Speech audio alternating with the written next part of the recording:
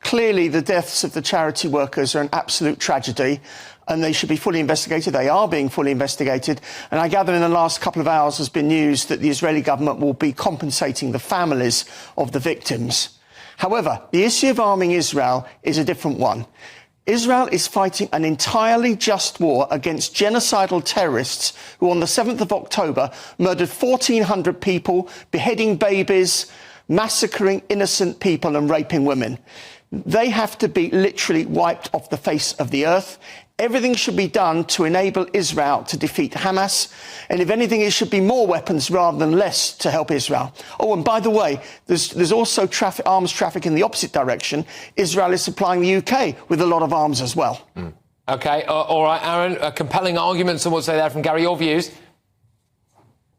Well, I don't quite understand what the losses that Israel was subjected to on October 7th have to do with 3 UK nationals, of course, being killed in recent days. I want to cast your audience's mind back to the 19th century, 1847. There was a gentleman in Athens called David Pacifico. He was Jewish, as a matter of fact, and his house was vandalized by a Greek anti-Semitic mob. He asked for money back from the Greek government at the time. They wouldn't give him the money back. It was King Otto. And so he wrote, as a British subject, he was born in Gibraltar, to the British government. Lord Palmerston makes representations to the Greek government. Nothing happens. And so the British Navy, the Royal Navy, blockaded the Athens harbour for 2 months until they paid up.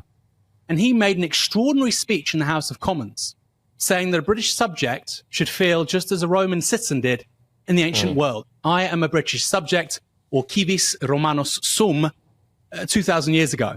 And I find it absolutely extraordinary that we've moved so far back in 1,500 years, or 1,700 years, that somebody's house could be burglarized and it led to a blockade of a country's harbour. And yet in the 2020s, 3 of our people can die. And the instinctive response from the political class is hope and prayers, hashtags, maybe a round of applause, and Israel should investigate itself. Okay. It's utterly astounding. If the UK and its military had killed 3 Israeli nationals, Benjamin Netanyahu would have kicked our ambassador out by tea time, and he would have been quite right to do so.